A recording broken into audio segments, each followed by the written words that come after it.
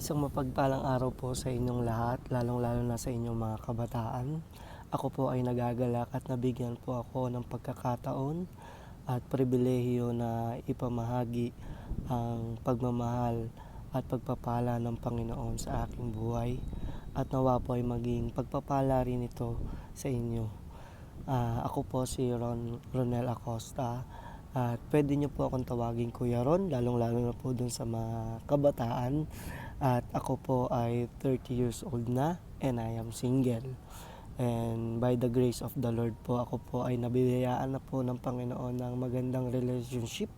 At isa lamang po yan sa mga blessings na ibinigay niya sa akin na mamaya po ay ibabahagi ko po sa inyo. So, ako po ay naninirahan sa Quezon City dito sa Manila. At mag-uumpisa po ako na ibahagi ang aking buhay noong hindi ko pa po nakikilala o wala pa po akong personal na relationship sa Panginoon. Ako po ay part ng broken family, 8 po kami magkakapatid, pang-5 po ako. At sa hirap po ng buhay, dahil ang nanay ko lang ang siyang sumusuporta sa amin, nagtatrabaho siya bilang isang kasambahay at ang aking kuya ang siyang tumutulong naman sa kanya. Pero sa kabila po nun, dahil 8 po kami magkakapatid, talaga pong naranasan namin ang hirap ng buhay. At nariyan dahil sa hirap ng buhay, nariyan na rin ang mga hindi pagkakaunawaan sa aming magkakapatid. At ako po bilang isang kabataan pa noon, bilang isa sa mga kabataan pa noon, talagang tuwing kami nag-aaway ng aking mga kapatid, talagang may mga times po na minumura ko sila, sinusumpa, at ang pinaka-worst pa doon, ang nagagawa ko ay ipinapanalangin ko na mawala na sila dito sa mundo or mamatay na sila. Ganun po ako, ganun po grabe ang nagawa sa amin, sa aking sarili, dahil po sa hindi ko pa po alam kung gaano katindi ang kasalanan na yun, kung gaano nalulungkot ang Panginoon dahil sa mga binibitawan kong salita sa aking kapwa, especially doon sa mga kapatid ko. Pero during that time, naroon naman po, naging responsable naman po akong anak. Pero dahil nga po sa hirap ng buhay, nakita ko rin po kung gaano po ka, ka kailangan ang tulong ng aking mga magulang. Kaya po nag-decide ako na after kong mag-graduate sa high school, nagtrabaho na po ako sa edad na 17 years old sa isang fast food chain, sa isang restaurant. At doon po, naging working student po ako for about 2 years. Talaga naranasan ko maging, kumbaga, mahirap pagsabayin ang trabaho at ang pag-aaral. But all by the grace of the Lord, nagagawa ko pa rin pagandahin ang mga grades ko. So sa hirap ng buhay namin noon, talagang ginagawa ko lahat ng aking makakaya para sa kagustuhan ko makatulong sa aking pamilya, sa aking mga kapatid. Kumbaga, lahat na yun ay sinisipagan ko sa trabaho ko, at sa aside sa aking trabaho, meron pa po akong mga sideline na ginagawa. Pero parang hindi pa po sapat, kumbaga wala pong kaligayahan sa aking puso, na sa kabila ng aking mga paghihirap, parang wala pong nangyayari sa buhay ko. At oo, nakakatulong ako ng kaunti sa aking mga magulang, pero wala po doon yung kaligayahan. One time, meron akong kaibigan. Itong kaibigan na to ay talagang siyang kababata ko. So kilala ko siya mula nung kaming bata pa hanggang sa lumaki na kami at nagkaroon ng mga sari-sariling trabaho. Itong kaibigan ko na ito ay nakita ko rin kung paano siya naging yung kanyang buhay nung kami bata pa. So, talagang nakita ko rin kung gaano nag-transform yung buhay niya from kadiliman talaga, as in hanggang sa tinawag siya ng Panginoon. One time, yung nagkaroon kami ng kwentuhan nitong kaibigan ko na to, at siyang yung dating makmundong pag-uusap namin ay bigla na lamang naging makadiyos. So, ibinabahagi niya na sa akin kung gaano kabuti ang Panginoon sa buhay niya at sa buhay namin bilang isang kabataan, bilang isang anak. At kumbaga, yung mga kwento niya dati na makamundo ay naging puro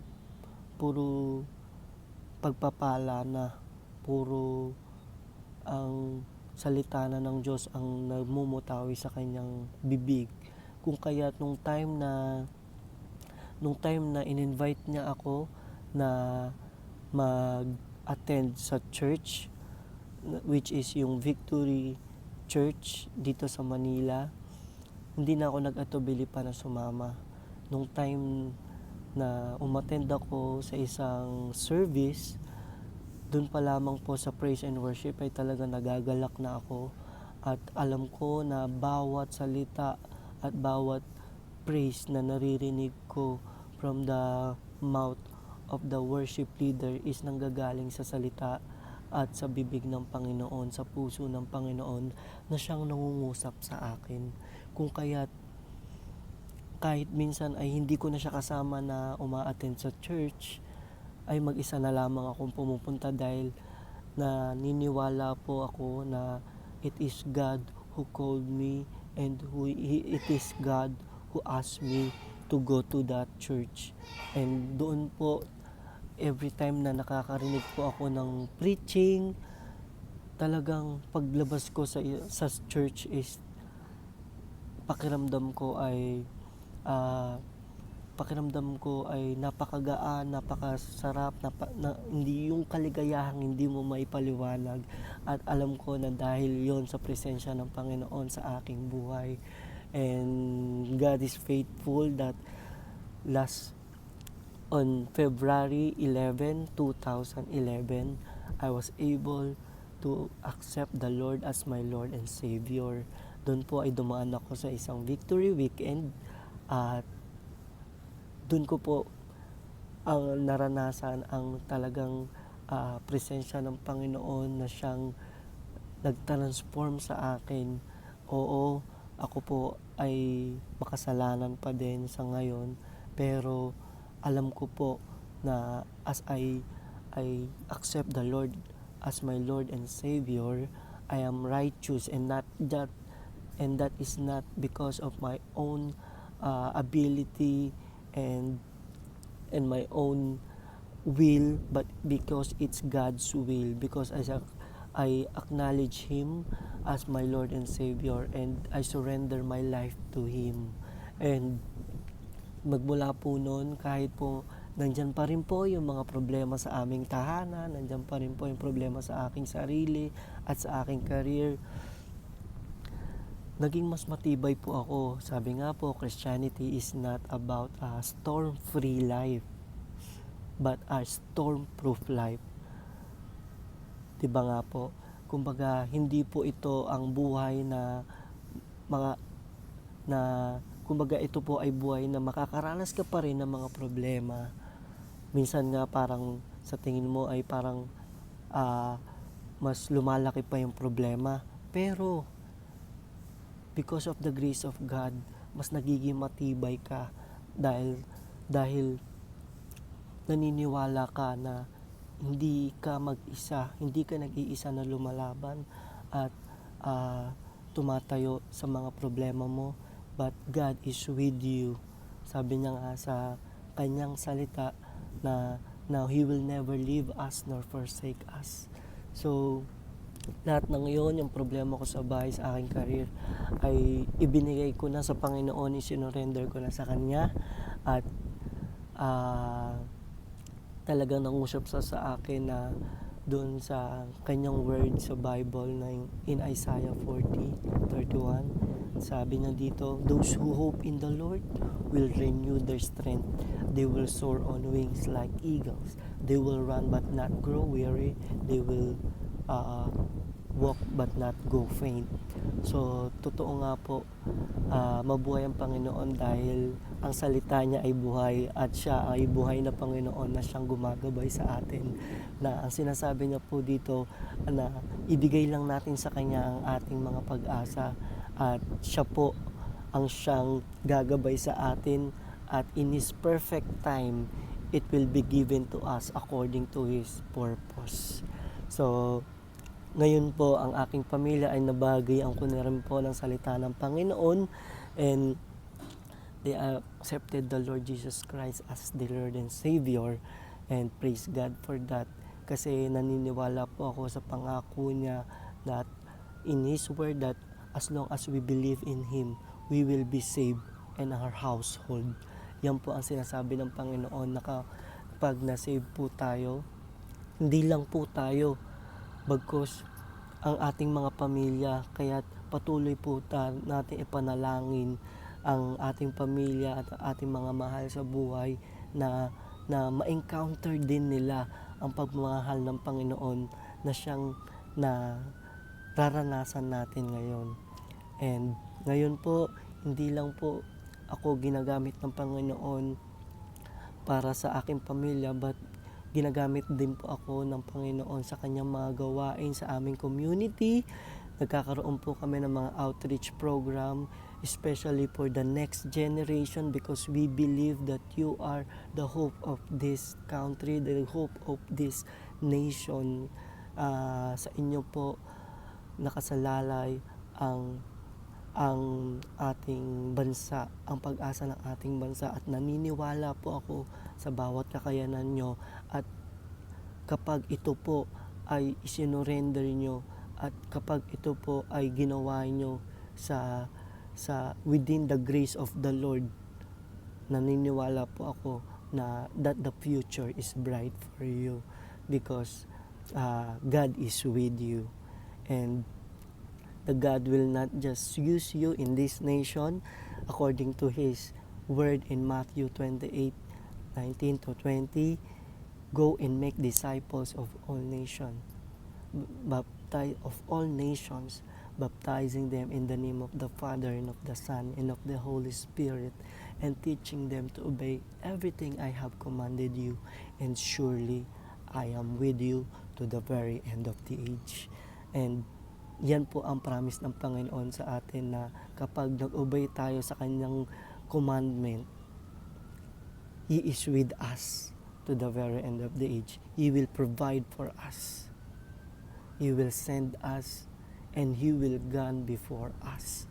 Nauna na po ang Panginoon sa atin, kaya wala po tayong dapat na ipag-worry at dahil ang Panginoon po ang siyang gumagabay sa atin at nagbibigay ng lahat ng pangangailangan natin. Praise God for that.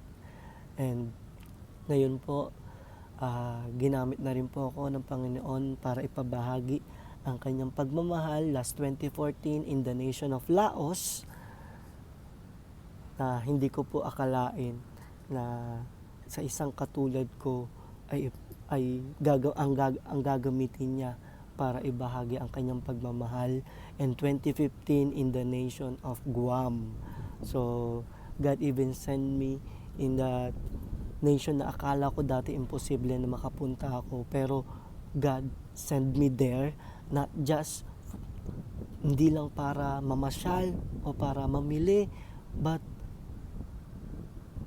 isinend ako ng Panginoon sa nation na yon para ibahagi ang kanyang pagmamahal at salita.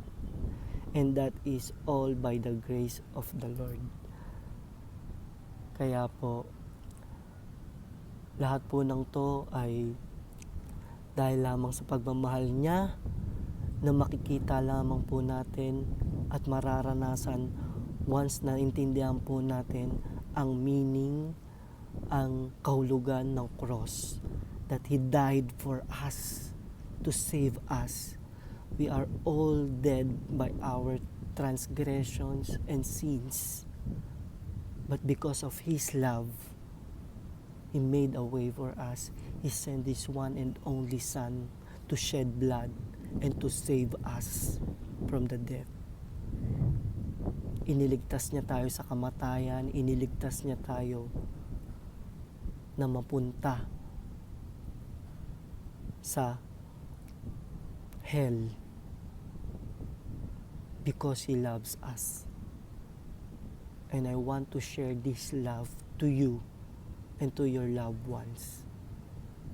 Oo, ikaw na nakikinig nito, God loves you and He died for you.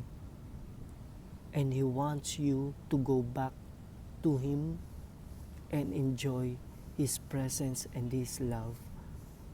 Because only Him, only God, tanging ang Panginoon lamang nang makakasatisfy ng ating kaluluwa, ng ating soul. Maraming salamat po sa pakikinig at nawa po'y maging blessing po ang pagmamahal ng Panginoon na nangyari sa akin para sa inyo. God bless everyone.